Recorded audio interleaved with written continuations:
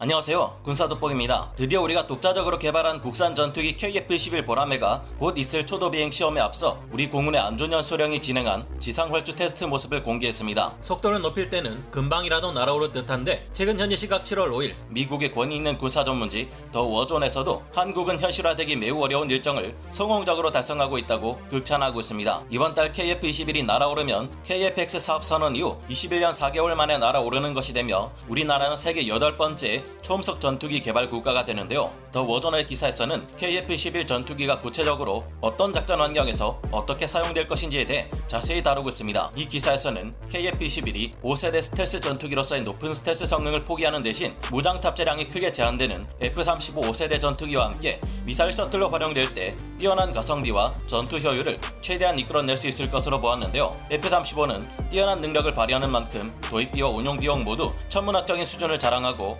민감한 전자장비가 워낙 많이 동원되다 보니 가동률이 떨어지는 문제가 있는데 KF-21이 F-35를 도와 큰 도움을 줄 수 있다고 보고 있습니다. 마치 지금의 F-15 전투기가 하이급, F-16 전투기가 로우급으로 운용되며 서로의 약점을 보완하는 것처럼 말입니다. F-36 킹스네이크로 알려진 4.5 플러스 세대급 전투기를 개발해 F-35에 떨어지는 가동률을 보완하자는 아이디어가 미국에서 나온 것처럼 한국에서는 F-35를 보완하는 역할을 KF-21이 할 수 있다는 것인데요. 이 같은 전략이 가장 크게 빛을 발하는 것은 역시나 총 2,100여 기 이상에 달하는 공군력의 우위로 대한민국을 위협하는 중국을 상대할 때일 겁니다. 그렇다면 우리 한국의 F-35, KF-21 전투기 편대는 중국의 공군 전력을 크게 압도할 수 있어야 할 텐데요. F-35 편대와 팀을 이룬 KF-21 블록 1, 블록 2 비행대 그리고 무인 전투기 편대와 함께하는 KF-21 블록 3 전투기는 중국의 전투기를 얼마나 크게 압도하고 있으며 이 정도로 유사시 중국의 한반도 침공 야욕을 막아낼 수 있을지 더 워존의 보도 내용을 참고해 생각해보겠습니다. 전문가는 아니지만 해당 분야의 정보를 조사 정리했습니다.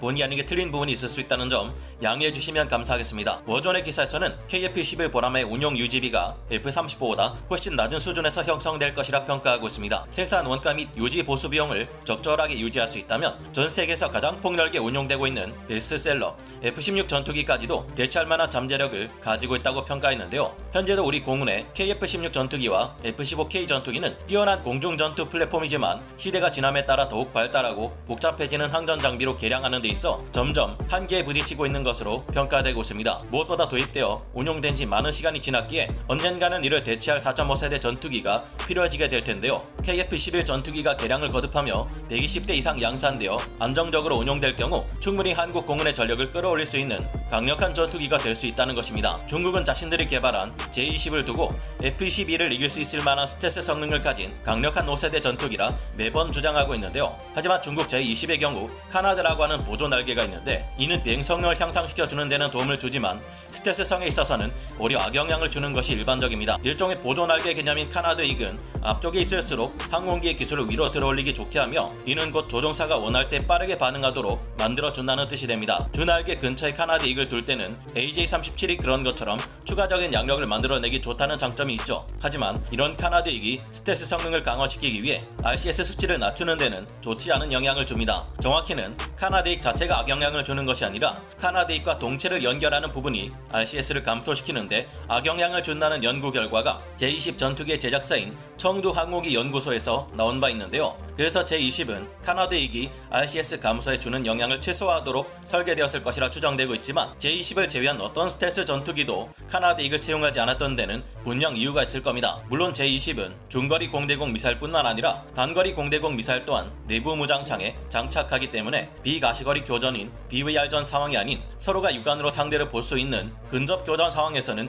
유리할 수도 있을 겁니다. 스텔스 모드 F-35 전투기는 비가시거리 교전에서만 사용할 수 있는 AIM-120 암람 중거리 공대공 미사일만을 탑재하며 이 미사일은 근접 교전 상황에서는 쓸 수 없어서 기관포만으로 J-20을 상대해야 하기 때문인데요. 그러나 이때 AIM-9X 사이드와인더나 아이리스-T, 국내에서 자체 개발되는 단거리 공대공 미사일을 탑재하는 KF-21이 F-35의 윙맨으로서 작전을 수행할 대응하고 있다면 제20은 꽤나 힘든 싸움을 해야만 할 겁니다. 하지만 중국으로서도 도입 및 운용 유지에 막대한 비용이 드는 제20보다는 그보다 저렴한 4세대 전투기 혹은 4.5세대 전투기들이 수적 주력을 차지할 것이라는 점은 다르지 않을 겁니다. 그렇다면 현재 실전 배치되어 있는 한국과 중국의 4세대 전투기, 4.5세대 전투기를 기준으로 어느 쪽이 더 우세한지 확인해보면 어떨까요? 자칭 중국판 F-16이라는 제20 계열의 전투기들, 제25 함재 전투기들과 앞으로 대한민국 공군의 주력 4.5세대 전투기가 될 KF-21 전투기를 비교해보겠습니다. 제20A는 4세대에 미치지 못하는 성능을 가졌고 그나마 제10B, 제10C부터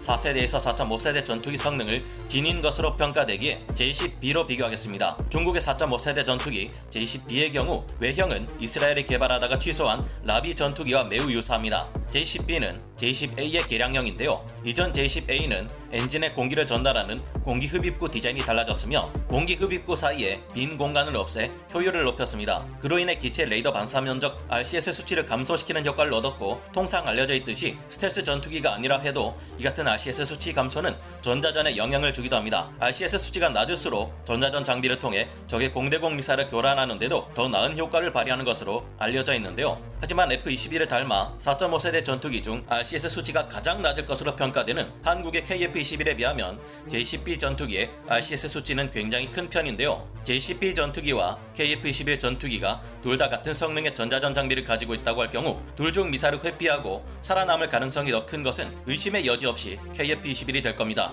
스텔스 전투기가 아니라 해도 RCS를 줄이는 노력을 유로파이터 타이푼 전투기나 F-18 EF 슈퍼호넷 전투기가 하고 있는 데는 다 이유가 있는데요. 스텔스 전투기가 아닌 4.5세대 전투기라 할지라도 RCS 수치가 작을 경우 상대방의 레이더에 더 늦게 탐지되기에 공중 전투에 있어 제10B보다 RCS 수치가 훨씬 작을 KF-21 전투기가 먼저 미사일을 발사할 기회를 가질 수 있다는 점에서 이런 RCS 상의 우위는 승패에서 큰 역할을 할 수 있을 겁니다. 견인 디코이를 사용해 적의 지대공 미사일을 회피할 경우에도 견인 디코이 RCS가 이를 장착한 항공기가 가진 RCS보다 2배는 커야 합니다. RCS 수치가 아주 작은 KF-21은 견인 디코이를 이용해 적의 미사일 공격을 회피하기도 체프 및 플레어를 통해 적의 미사일 공격을 회피하는데도 약간이나마 더 나은 생존성을 보장해 줄 수 있을 겁니다. KF-21은 F-22나 F-35처럼 스텔스 형상 설계가 어느 정도 적용되었고 레이더 반사 면적을 줄이고 전투기 표면에 스텔스 도레인 램을 적용해 X밴드 레이더 전파를 흡수할 수 있습니다. 외부의 하드포인트로 무장을 장착하지만 기수 아래에 반메리 무장장에 미사일을 장착해 조금이라도 RCS 수치를 더 낮추려는 노력이 더해지기도 했습니다. KF-21의 RCS 수치가 제10B보다 훨씬 낮을 것으로 예상되는 것은 이런 조치들이 적용되었기 때문입니다. KF-21은 향후 블록3 개량이 이뤄질 경우 내부 무장창의 장착과 외부 센서들을 내장시키는 등의 추가 개량을 통해 5세대 전투기로의 발전을 목표로 하고 있으며 가오리 X2와 같은 무인기와의 유무인 전투체계를 구성해 더욱 치명적인 전력이 될 가능성을 가지고 있는데요. 이 같은 유무인 전투체계를 갖춘 5세대 KF-21 블록3가 전력화될 경우 수적인 우위를 가진 중국의 공군 전력을 효과적으로 제압하는데 더욱 큰 힘을 발휘할 수 있을 겁니다. KF-21은 쌍발 엔진을 사용하기에 기체로 엔진 하나를 잃더라도 남은 한 개의 엔진으로 비행을 지속할 수 있고 한 개의 엔진보다 출력이 높기 때문에 더 많은 무장량을 갖출 수 있다는 장점도 있습니다. 이 점은 중국의 제20B 전투기나 제15 함재 전투기도 마찬가지이지만 간과할 수 없는 것이 중국의 전투기들 엔진이 아직도 수많은 결함을 보여주고 있는 반면 KF-21의 엔진은 수없이 많은 실전 경험으로 검증된 F-18 EF 슈퍼호넷 전투기에 F-414 엔진을 더 개량한 F-414G 400K 엔진이라는 차이점이 있습니다. 이 외에도 한국은 질화 갈륨 소자 기반의 A4 레이더를 자체 개발하는 데 성공했고 더욱 그 능력을 발전시켜 나가고 있다는 점 또한